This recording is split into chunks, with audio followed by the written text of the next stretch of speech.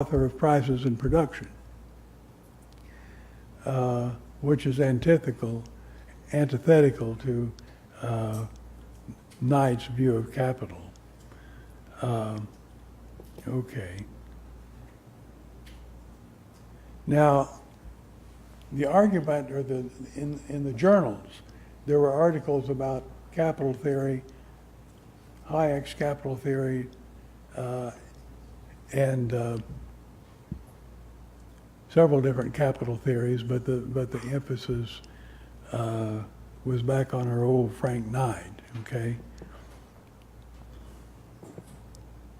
And it turns out that before that, a number of years, look at the dates, back in the mid-1800s, that same battle was waged with Bombeverk, the Austrian, and John Bates Clark, that actually was the forerunner of the theory that Knight picked up on.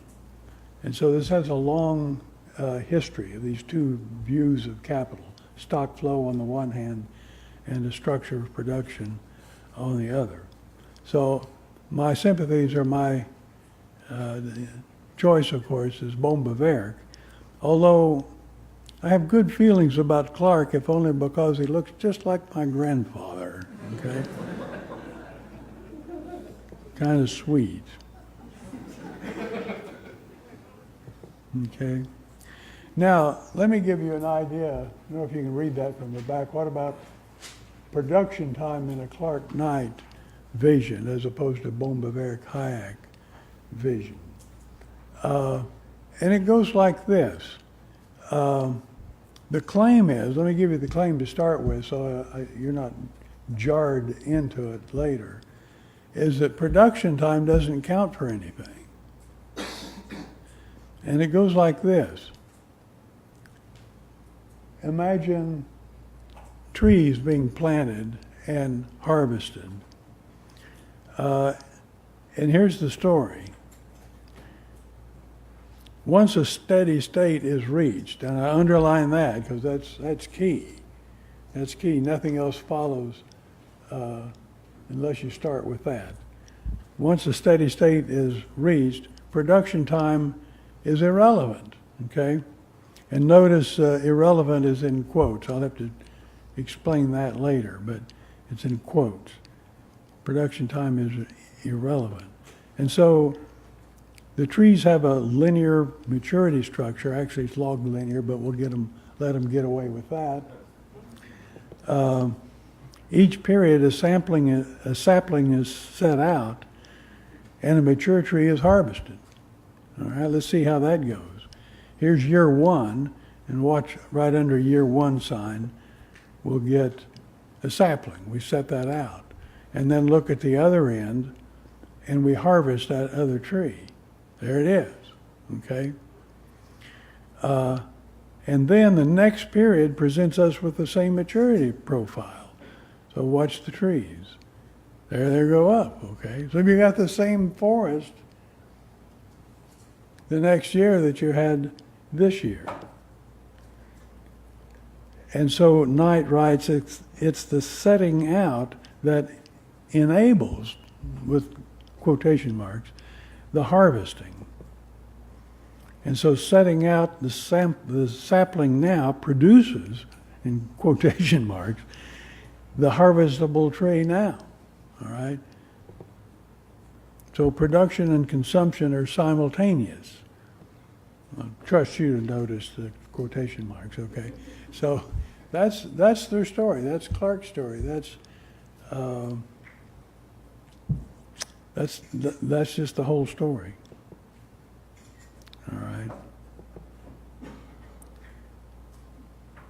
Now, George Stigler, of all people. Now, Stigler, of course, was a colleague at University of Chicago, too. Friedman and Stigler were very good friends. So Stigler defends Clark and dismisses Bombeverk on the basis of the simultaneous of production and consumption. And here's what he writes. Look at this.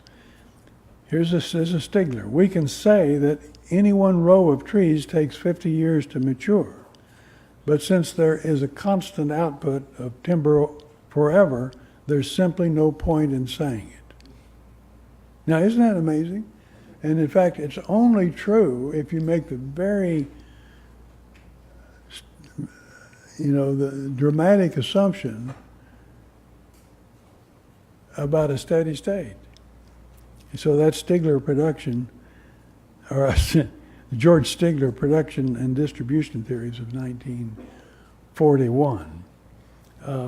I made the mistake, and maybe I shouldn't call it a mistake, but I was at a Mont Pelerin meeting some years ago, and sitting at a dinner table with Stigler just across the table from me.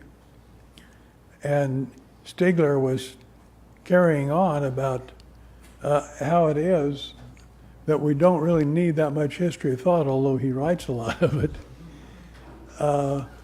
because the theories in the past, if they're any good, we've still got them, and if they're no good, we've gotten rid of them. So why do we really need to study all that history of economic thought? And so I came up with what I thought was an exception. And I came up with this, not having read Stigler's book. And so I mentioned Hayek and stages of production and how that all fell to the wayside. And Stigler just exploded and let me know that, no, that's something that needed to fall away. It was not viable. Okay. Here we go.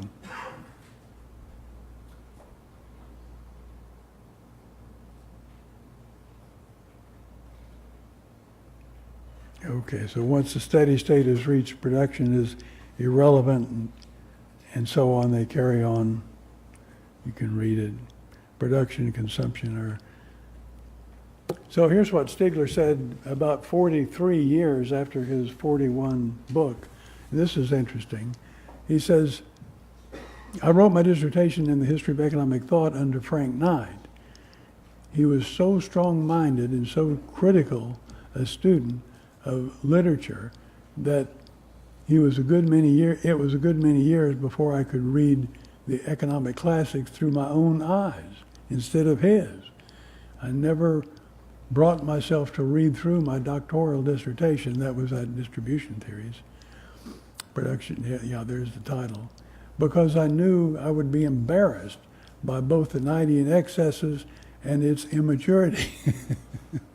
So he's sort of disclaiming it without actually reading it, But it shows what kind of an effect that Knight had on Stigler and on all the other economists, essentially, at University of Chicago at the time.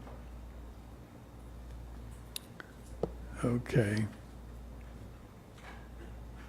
Now, I call it black box capital theory because, it's one thing to talk about these trees. It's a very specific example, and it's only works if you assume a steady state and so on.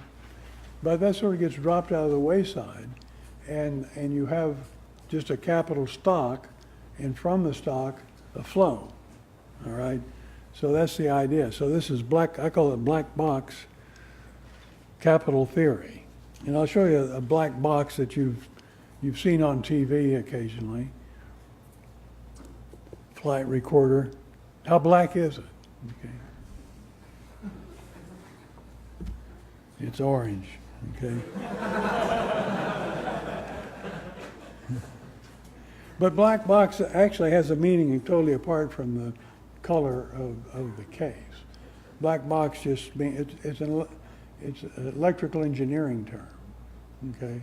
Black box means that the user, someone that buys the box and sticks it in the airplane, the user has no reason or no ability to get inside the black box and see what's there. So it's black in that sense. It's hidden from the user. You don't know what's in there, but you hope it's what, you hope it has the function that it's supposed to have. So that's the black box idea, all right? So the definition of black box then is any complex piece of equipment, typically a plug-and-play unit, in an electronic system, the specific context of which the user has no need to know, okay? So this is the way that Stigler and Friedman and others at Chicago sort of put away all of the issues of capital. It's just in a black box, okay, we'll leave it where it is, okay, and not worry about it and go on. Now, I have a suspicion, I can give you a couple of reasons why Friedman signed on for the black box and never changed that. He never doubted that that's what he wanted. And one of the reasons is what I've already shown, is that there's no usable units. You know, you could say dollars worth of a piece of capital, but that just mixes the value of it with the amount of it. Okay, so but you don't have any units to talk about the amount of capital. You keep it in that black box and don't worry about it. That's the idea. So I've got no doubt, given how mathematical that the Friedman modeling was, that he did not want to have to measure units of capital, because he wouldn't know whether it was the same old capital that now is worth more, okay, or it could even be worth less, but it's actually more in volume. But what is the volume? How do you measure it? You don't know. So you just keep it in that black box. That's one reason that he just clinged onto that particular theory. The other reason is one that I hesitate to mention, because it amounts to psychologizing. And I don't like to do that. I just don't do psychologizing. And I won't do psychologizing except for today. Okay? And it goes like this. And this is kind of neat, because it's an I'm an Austrian economist, but this is an empirical study that I'm going to offer you. And it goes like this. It's about economists that marry one another, husband and wife, both of which are economists. And I know a lot of those couples. It's kind of sad, actually.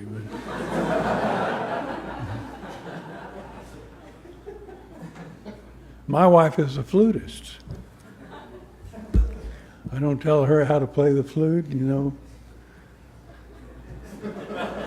So we get along great. Okay. Now, you might know, most of you probably do, or some of you probably do, that Rose Friedman was also an economist. She was working on a PhD at the University of Chicago. That's where they met. Okay. And I can ask it, who's read this book? Big, thick book written by Friedman, both of them, Milton and Rose. It was called Two Lucky People. Okay? And I bought the book and read it. And it turns out that for years, Rose Friedman was working on a dissertation. And usually